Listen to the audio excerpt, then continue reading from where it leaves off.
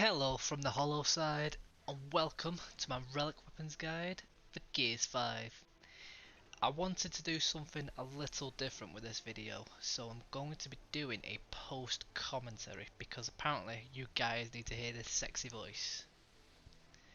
Jokes aside, there are 17 Relic weapons found throughout the campaign, and they are all hidden in the open world areas in Act 2 and 3. There are 7 hidden in Act 2, leaving 10 to be found in Act 3. Each relic weapon has a unique perk which makes it different to its standard version. No two relic weapons have the same perk, so I'll give each weapon a quick map reference and some gameplay showing where they are. Finally, I'll give each weapon a quick demonstration. Hopefully I'll also remember to put the timestamps in the description box below. So if you need 1 or 2 weapons, just make your way to those specifically. Now, let's get straight into it. Starting out with the very first relic weapon you can find, it is the Enforcer. This one is found near the start of Act 2, Chapter 2. Soon after getting the skiff, you'll have to get past this security gate. Head through the cave. When it opens out, turn left. You will see the first crimson omen on the wall. The Enforcer is sat just below it in the snow. Each relic weapon has one of these omens nearby. They're used to mark where cog tags and collectibles were in previous gears. So if you see one, you're near a relic weapon. Back to the Enforcer though. This version deals more damage but has a slower rate of fire compared to its standard version. All round, not a bad first weapon to find.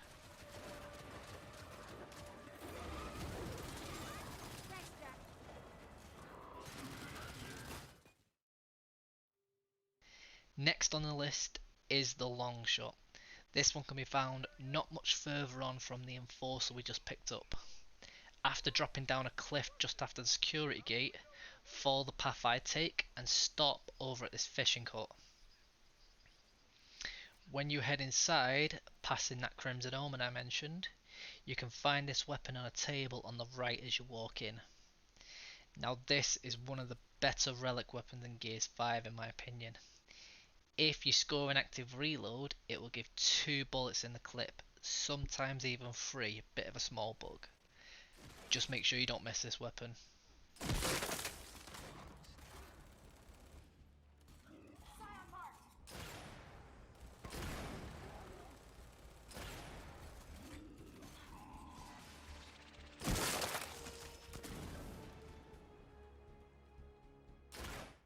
Now for the rest of the weapons, you will have to get to Chapter 4 in Act 2. Once through the big security gate, follow the path I'm showing you on screen and you stop at this set of rocks. They're pretty, right? You'll be able to find this next weapon here, which is the Retro Lancer. It's hiding itself away behind this tree, just leant up against the back of it. Another great relic weapon. This version only has 10 in the magazine. Doesn't seem great at first, but it does fire explosive rounds. A truly amazing weapon. I do recommend this one.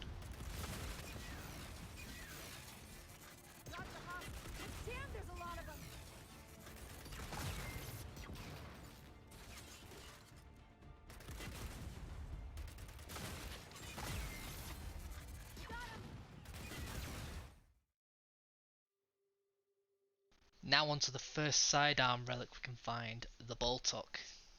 This one can be found near the southern Condor crash site. There's a section just underneath the tail where the omen can be seen as I'm showing you here. Hop off your skiff, follow the wall along a little, and you can find this one propped up against the rock on the far right hand side.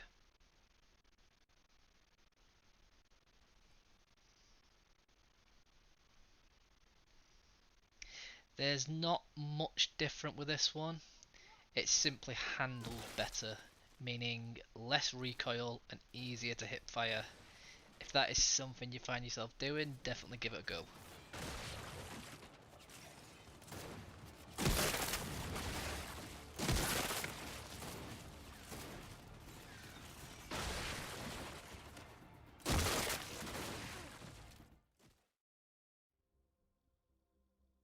Next up is the Boomshot. Head over to the northern comm tower. You've got two reasons to travel here. One being the main story, and second is for the side mission Lost Outsiders. So if you head towards the substation, there's a medium sized gap on the right hand side. Head in there and you can find this relic weapon leaning up against the back of these units. This version of the Boomshot holds 3 ammo in the clip. Each shot doesn't seem as powerful as the standard version, and I also found the arc of the shot to be quite different compared to the normal one. So if you like the idea, just pick it up, give it some practice.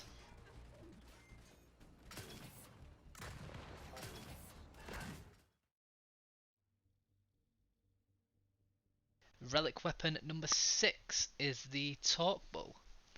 This one can be found at the abandoned mine at the very southernmost part of the map.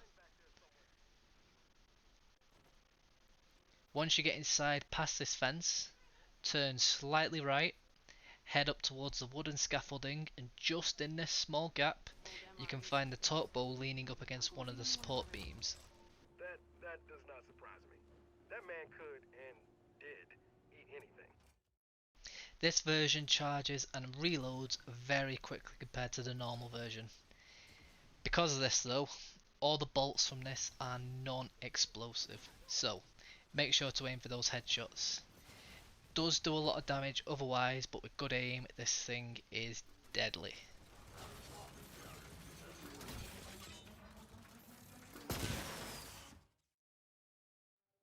Now on to the last relic weapon hidden in Act 2, the Dropshot. I do say last here, but truthfully, you can find these weapons in Act 2 in any order except for the Enforcer. This just happened to be the order I found them in. So, the Dropshot can be found here, hidden behind this pile of icy boulders. Follow the path I take and you'll be sure to find it. You do come nearby for story reasons. You do carry explosives to blow a giant hole in the ice, but you can still easily miss this weapon. If you like freezing enemies in place, you are sure to like this version of the Dropshot, or the Cryo Shot as you could call it. It does fire cryo rounds that will instantly freeze enemies hit. You can then hit them again with the same weapon or finish them off with any other weapon.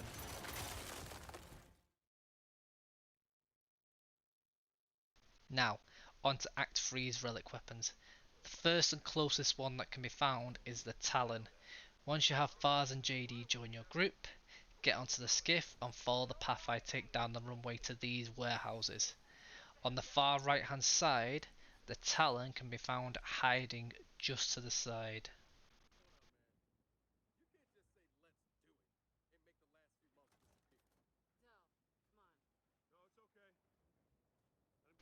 I do prefer this version of the Talon compared to the normal one, as when you hit an active reload, you will have greatly increased damage at a much more controllable rate of fire.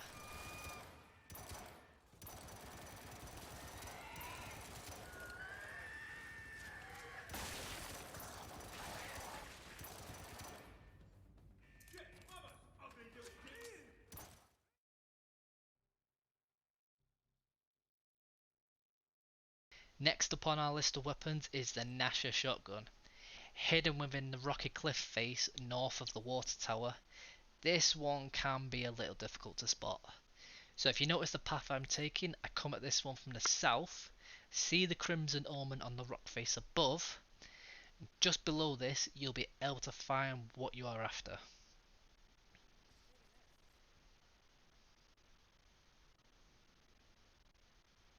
So this Gnasher is quite a strange addition to Gears, as it is actually a slug shotgun, meaning you do have to be quite accurate. Aim for those headshots and this thing is very likely to finish any target.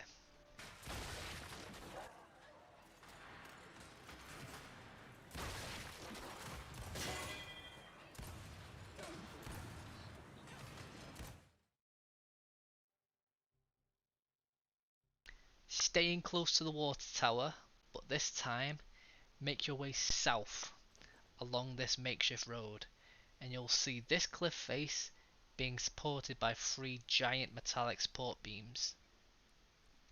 Make your way to the middle one just like I am here, and you'll find on the concrete base the Lancer GL Relic.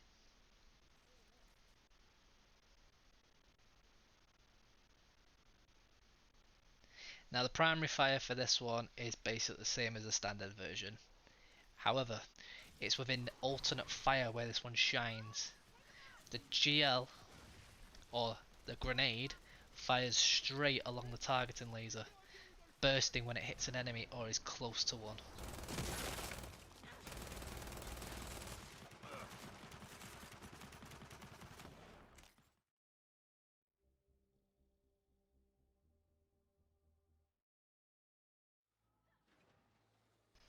The 4th weapon we can find in Act 3 is the Claw. At this point on the map there are a lot of buildings covered completely in sand. Stop at this one close to this dried river and you can walk around the side and make your way onto this roof. Hiding within a small bush you will find the Claw Relic. There isn't much different with this one. If you hit an active reload, it will give a huge boost to the rate of fire with this weapon. It does hit like a truck. It's just a simple change, but it's very effective.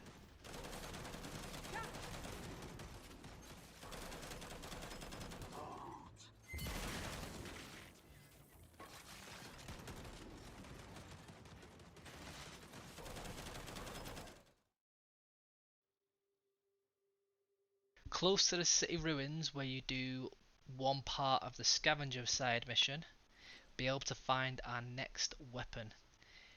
Make your way around the eastern side of the area just as I'm doing and make your way inside this gate.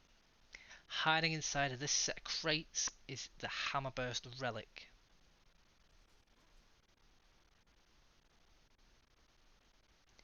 If you are in a prolonged firefight or just against a strong enemy, this weapon shines. It's great as each pull of the trigger fires a longer burst than the last. It starts with a 3 burst and then goes up in increments of 3, so it's 3, 6, 9, 12, and so on and so forth.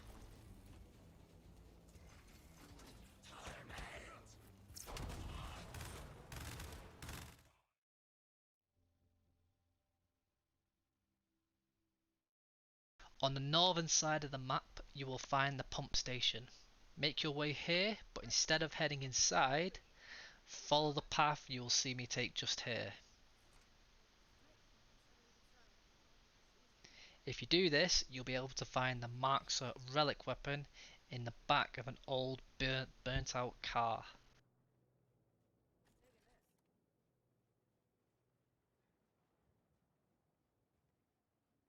Nice and simple explanation for this one. It is simply fully automatic, so you can save your trigger finger.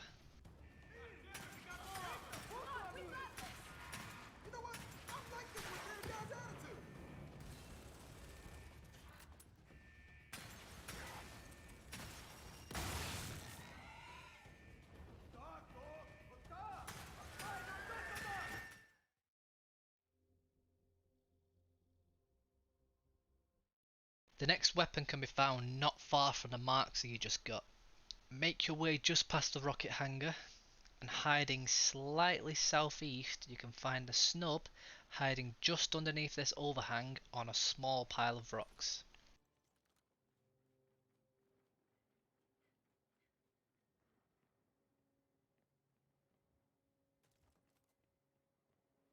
Now this is by far my favourite relic sidearm in the whole game.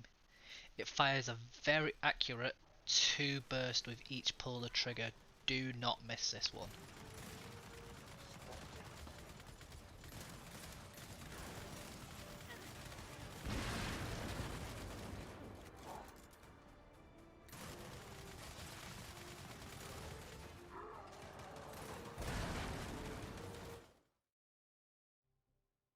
We are getting down to the last few relic weapons now.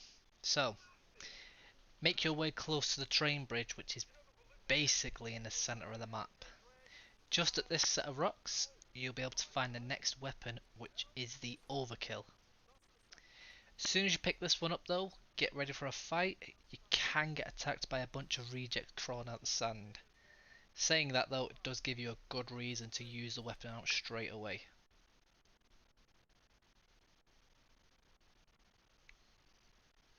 So normally an overkill will shoot once when you pull the trigger and then again when you release the trigger.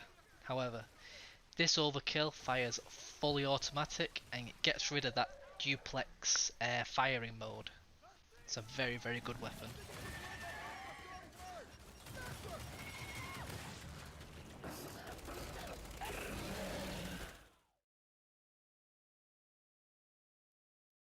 So for the last two relic weapons, you will have to advance the story past the rocket hangar or simply get to chapter 3 of act 3. If you make your way to this cargo shipwreck, staying on the outside near the southern part of the ship, you will find some debris and a small break. Make your way inside and sitting on the ground is the Lancer Relic.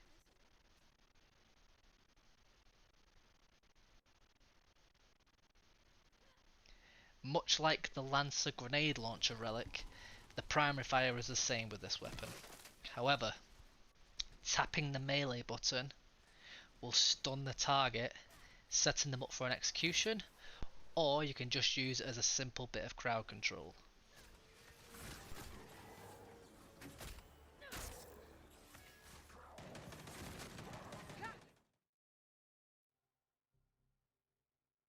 Now the very last relic weapon you can find is the Embar.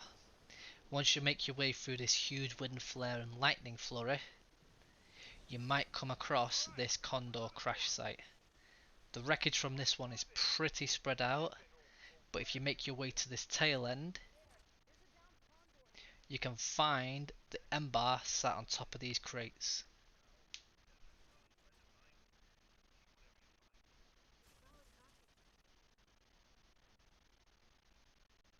Now this weapon has extremely high damage, but just like I'm showing you here, the fire rate is painfully slow.